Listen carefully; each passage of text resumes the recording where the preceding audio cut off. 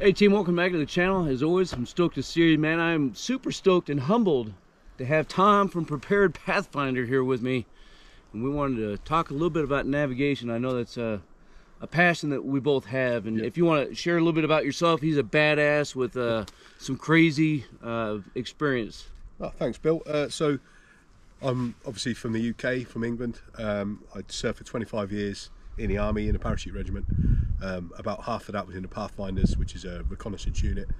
7 operational deployments, so Northern Ireland, Kosovo, Macedonia, Iraq and Afghanistan, multiple tours of a couple of those. I then served for another 8 years in the reserves after that, again in the parachute regiment reserves. And yeah, been around quite a bit, done a lot of deployments all around the world, 4,500 jumps. And yeah, just enjoying being in the outdoors. I'm a civilian now, but I teach outdoor skills to people, and I've got my own channel as well, Prepared Pathfinder, where I talk about outdoor skills and kit reviews and shit. Yeah, awesome, good stuff. Something that we were just talking about was kind of a reliance on electronics and all the technology that's out there, and that's all great stuff. Yeah. But as we know, it all fails. Yeah. Right?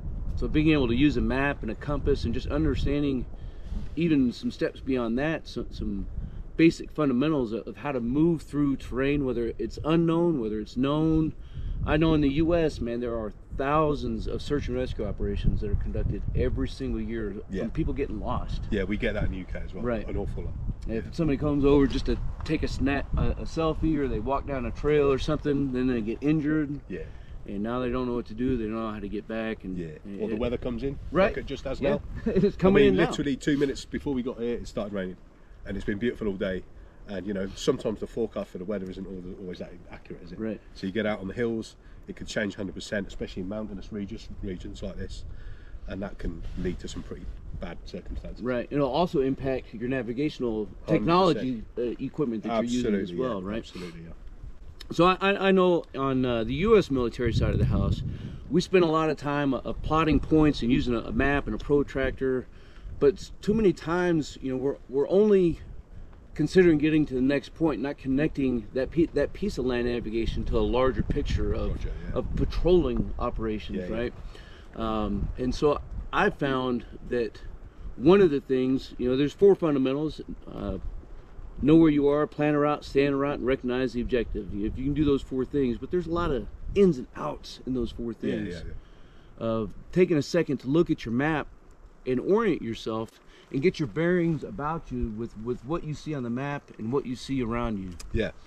Yeah, so being able to orientate yourself using a map and a compass, and then relaying what you can see on the map to the ground and recognise land features, absolute key skill. Right, and especially here, you know, we've got some overhead footage going on. There are so many micro terrain features that can really jack you up once you start getting down in them.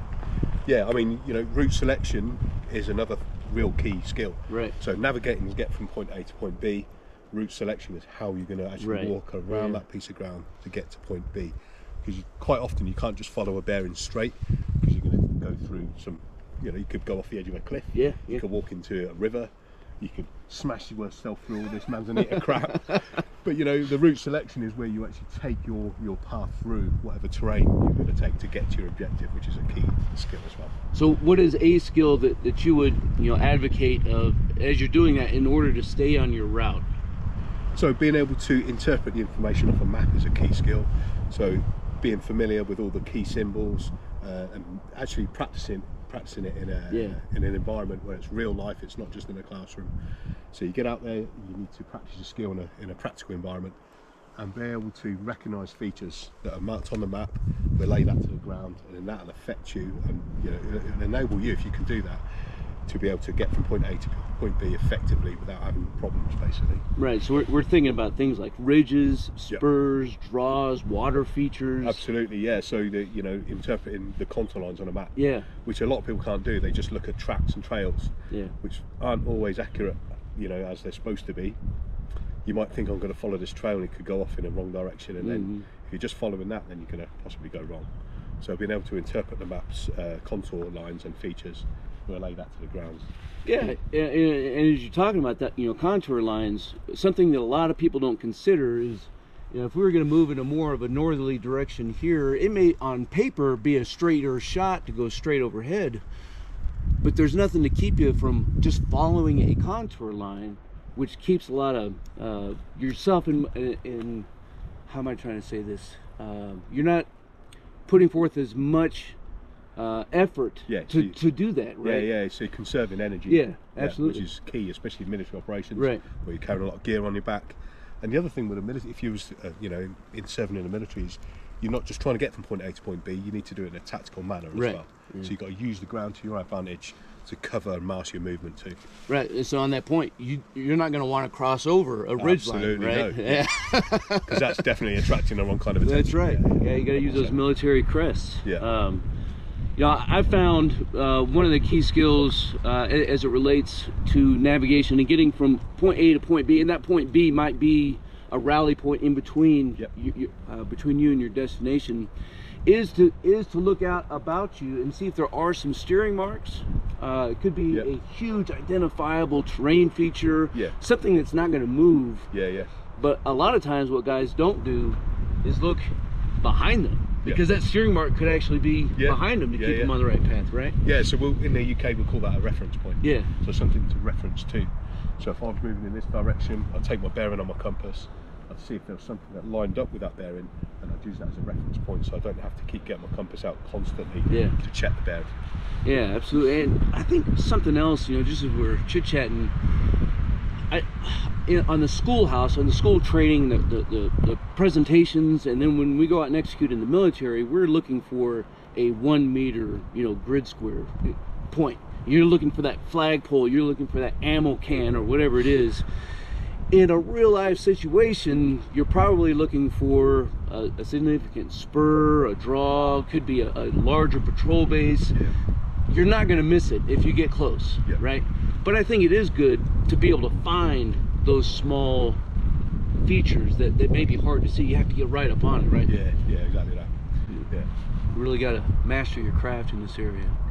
Right, and so one of the things, you know, on the schoolhouse side, again, you know, on the U.S. military, you know, people are going, you know, it could be an NCO academy. Guys are trained to move, you know, 400 and 600 meters. And again, you know, like we talked about earlier, they don't really relate that to the larger picture of conducting patrols. But one of the good things is you want to try to keep that to 600 to 800 meters in those legs, because that is super easy to navigate a shorter distance. And so if you're looking at a larger patrol route, like if we had to move well beyond these farther ridge lines, you really have to break it up, again, not only in the shorter legs, but looking at those terrain features between here and there, right? Yeah, so you're going to plan your route before you set off. You're going to break your route down into certain legs, and having the shorter legs is going to be more accurate, isn't it? Because the further you go, the more chance there are of you getting your bearings wrong or going off course, basically. So you break it down the shorter legs, keep it nice and accurate, and have those legs at places where you know you're going to be able to use your terrain to your advantage in a tactical manner. Yeah, you know, on that note, earlier video I did a test to demonstrate that if you move 1,000 meters and you're off, maybe you didn't account for your declination, and it was 15 degrees, which is what it was when I was up in Washington, that's going to put you over 173 meters away from your target at just 1,000 meters. And that's if you stay accurately on the bearing that's slightly inaccurate. And there's always a propensity to potentially go slightly off, left or right, and the terrain may actually kind of push it. It could force you that way. Depending on vegetation, depending on, you know, the hills, the slopes and stuff like that, could potentially take you off that way anyway. So it could potentially be even worse than that in reality. And that 170 odd meters could become 400 meters, which is then now you're screwed completely. It's like half a grid square off, you know, nearly. Which I don't think people understand. Like 400 meters is not that big of an area. However, 400 meters is huge. You know? Especially, you know, if you're looking at this, look at the area behind us, right? You got all this stuff here. If you was 200 meters away from a point, you wouldn't see it. Couldn't see it. Possibly even 100 meters. Right. 400 meters, you haven't got a chance of seeing what you need to get to. Right. So you need to try and be as accurate as you can. And another thing you can do to do that, I don't know if you do this, Bill, is you can aim off slightly as well. Right. Yeah. So if you're going to a certain point, instead of navigating directly to the point, if you've got something bigger to aim for, say, imagine if you've got an open field and you've got a tree line here, you could aim slightly right, hit the tree line, and then move along the tree line to your point instead of going straight to that corner of a tree line. Yeah. Because in the dark, or if the weather's really bad, if you was trying to go straight to that tree line and you went too far left, you could just keep going and never see it. Yep. So you can aim off for a certain point and then go to it. Could be a stream, could be a track, something you're not going to miss. Yeah, right? a linear feature basically. Yeah, something that's big. Yeah, so we'll just call it offset here, and it is a great point, because if you can navigate your way to that point and you know you're not going to miss it, then you go from there to your destination, right? So you're using it as basically a feature to get to first, to then go from there onwards. Yeah. Right. You know, a lot of times, I know on the civilian side now, I navigate by myself all the time. Yeah, same. But you know, when you think about working in a team, now you want to think about having some redundancy in your team. Yep. Of having a compass guy, having somebody else managing your pace count and your distance, and potentially even depending on how large the team is, you could have multiple people doing these things, so right? a check pace with a check Right. nav. Yeah. Exactly that. Yeah. You know, because again, as you start getting out somewhere, you know, the error that you're going to have, you know, can be compounded to such a degree where now you're going to assume more risk than you should have, and you didn't even know that you were assuming that risk.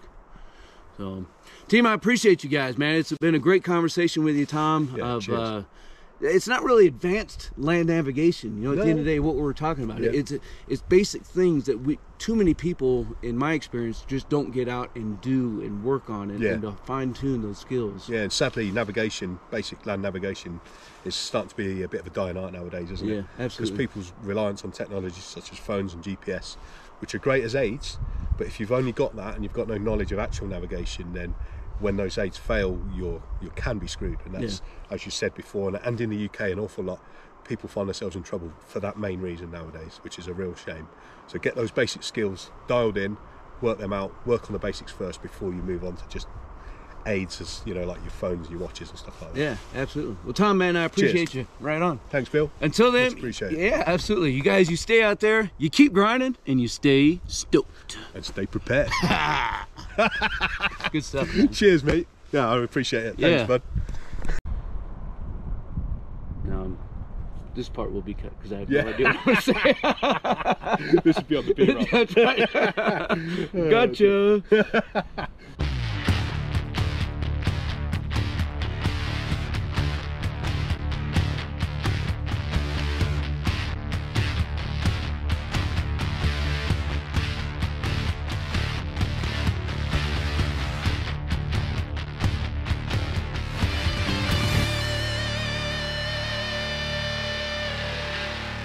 Team, if you want to master your craft and develop your tactical virtue, make sure you subscribe to the channel and click that notification bell so that you can stay up to date on future content.